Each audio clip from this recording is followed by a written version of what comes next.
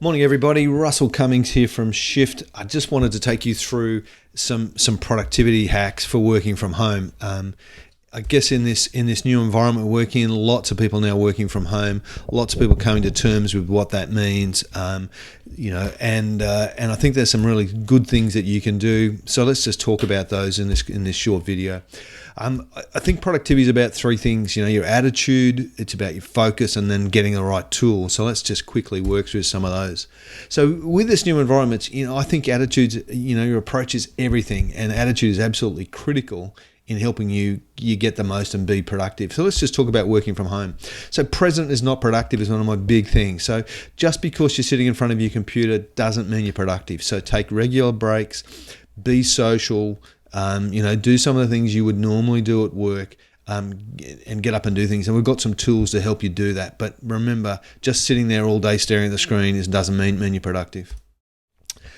Really important that we start to establish some routines. So routines that keep you focused. So if you need to, get dressed for work. If that works for you, then do it. I know people are actually traveling to work. So people who are used to a ritual of travel, they're getting in the car, driving around the block, driving back in the driveway, and then going to work. Or enter the workspace. Some people are walking outside, then walking back in, or walking out the door and walking in and coming to work.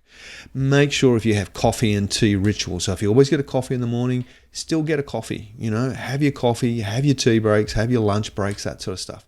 Think about virtual coffee and lunches with your co-workers. So if you're normally caught up with a couple of blokes or a couple of your friends from work, then just do it online. It's really easy in using Zoom or FaceTime or whatever you want to use to actually just have a quick connection with them, and you can have a yak and a coffee and stuff while you do it. Make sure you take regular breaks, and we'll talk a bit about that, and daily team meetings, probably really important, and we'll talk about meeting structures a little bit later on. Really important that you claim your space. So designate a workspace, even if it's temporary. So even if it's the end of the dining room table, set it up like it's your workspace and do it. So create rules so that your family, if you've got young children and stuff, so they know when you're at work.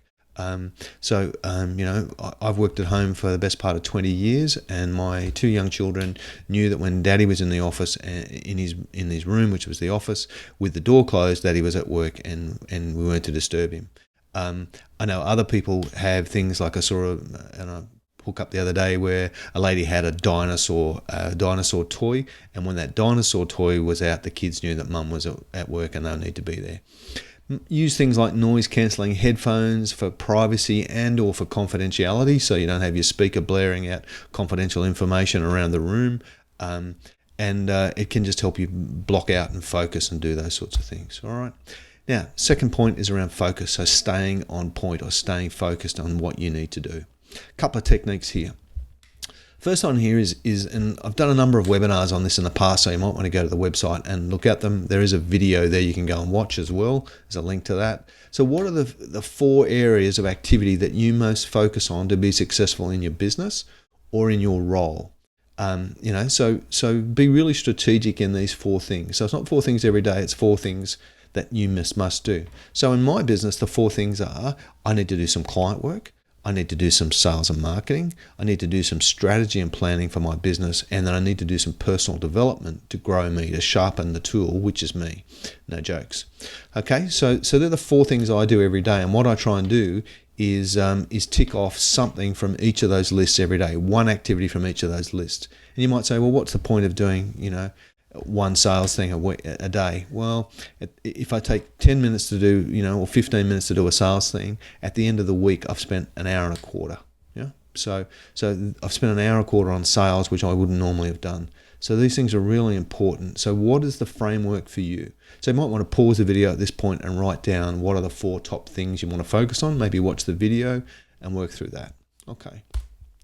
For all those things that don't fit into your four things model, you need to do the stop doing matrix. So the first one of those is what are you going to stop doing? Okay, so there's a whole heap of things you need to stop doing. My coach, Chris Mason, says to me every year, if you want to increase your productivity by 20%, Russ, what are you going to stop doing? And it's a really interesting thing to stop doing, right? For other stuff, if you can't stop it, you might need to be able to delegate it. So that's somebody with internal to you in the business, or outsource it could be to somebody external to you in the business. Failing that, what can you do to re-engineer the process so it takes up 10% of the time? Yeah. And sometimes it's not hard to do that, and you just need somebody to sit beside you and say, let's just map out this process and do it more strategically. And I've had clients where they've said, I can't do this. It's not possible to do this in a faster time, and then we've been able to do it in less than 10% of the time that it would have taken them to do it, just by thinking through the process. Okay, so stop doing matrix. Again, there's a video on it. If you want to, pause this video now and get stuck into that and work through what are you going to do in that matrix. All right, another productivity tool around focus, I think, is better meetings. For me, you should be having a team huddle, an online huddle if needs be, if you're a workshop, and that could be a combination of face-to-face and online. If you've got people who are working from home as part of your team, a daily huddle, 5 to 15 minutes, where you're catching up with everybody. All right. You probably, if you're a manager or a leader in the business, or you've got people that report to you, you need to have transactional catch-ups with them regularly. Probably 5 to 10 minutes every day. Hey, where are you up to? What are you doing? In terms of circuit breakers, so circuit breaker as me is a mini performance review. You should be doing that monthly to 6 weekly. It's probably going to be really important in this current environment that you do that, where we're trying to understand how people are going and how they're feeling and all that sort of stuff. I'd be doing that monthly. If you're interested in that, just contact me and I can give you a program for it. And then, of course, you probably have got a quarterly performance review program that you would do once every 90 days and take about 30 minutes or so. Really happy to discuss meeting structures with you if you like. Tools. So everybody thinks productivity is about tools, but if you don't do those first two things, get your focus right, get your attitude right, then the tools are often a waste of time. So let's talk about some of the tools really important. This working from home is probably the most important thing you can do. It's called a Pomodoro timer. Why it's named after Italian tomatoes, I don't know. But what it says is work in a 25-minute burst and have a 5-minute break. Yeah. And every 4 cycles, you take a longer break. All right. What it does is increases your focus, increases your concentration, reduces your interruptions, and maximizes your outputs. All right, and you can use an app. I use Focus Booster, or there's a whole range of apps that you can use, and they count down. So it's like you start it and it counts down from 25 minutes. And what it does is it's like a ticking bomb. It keeps you focused on the things you need to be doing, and if you can discipline yourself not to be interrupted in that time, you'll be stunned at the amount of work you will get through in that 25-minute period. Take a 5-minute break, get up, stretch, get a cup of coffee, go to the loo, whatever you need to do, check your email, all that sort of stuff at that point, and then go back into it. So, really important tool, a fantastic tool. Again, I've done a short video on that. You might want to pause and go and watch that right now. In terms of task management, when we're in the office, it's really easy because we've got all these tasks and we've got other people to talk to and all that sort of stuff. When you're in a distributed network where you'll have some people at the office, maybe some people working from home or everybody working from home, then you probably need a software system that you can integrate across your team. I use Trello, so I've got a small virtual team in the Philippines, and we've used Trello for the best part of 10 years to communicate with my team, and that. It's very functional. It's easy. It appears on all my devices. It synchronizes across all my devices, so I can quickly look at something on my phone or my iPad or my desktop. It doesn't really matter. It's really good for communicating with teams. It's absolutely exceptional for that. And it's best of it all, it's free. So have a look at Trello. There are other systems out there, but I'm not familiar with them, but I am very familiar with Trello. I found it's extremely good. I've done a short video here on using Trello and setting it up to get the most out of it. So if you want to pause, watch that, come on back. Using Zoom and Skype. So, there are other, you might want to use WeChat or something else. There's a whole heap of video conferencing solutions out there. I use Zoom predominantly. I just find it probably uses a bit less bandwidth. It's easier to use than Skype, and I've got better quality. I find Skype, the quality falls away after about 15 minutes for me, whereas Zoom maintains that quality. The one thing Zoom doesn't have is the capacity to call people like a phone call. So if you're in an office environment and you want to call up, Frank or Mary and have a chat with them, then Skype could be a really good option for that, because it actually rings like a phone call and they can take your call. Whereas Zoom, you've got to make an appointment or send them a link or do something. It's a bit more complex for that quick chat stuff. All right, so but use Zoom and Skype. You're probably already using something as well. We've done a whole heap of resources on using Zoom, and you'll find them at that link. Okay. One of the things here is to respond to complex emails and phone messages with either an audio message, which just is less bandwidth for people to take in, or a short video message.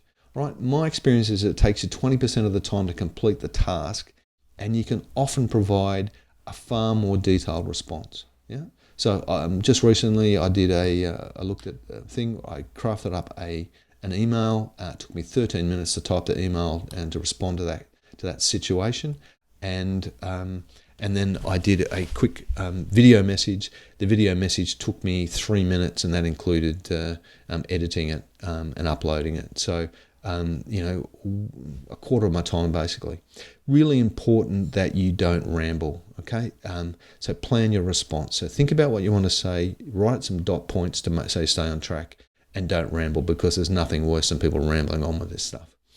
Desktop tools you can use here, there's a whole heap of them.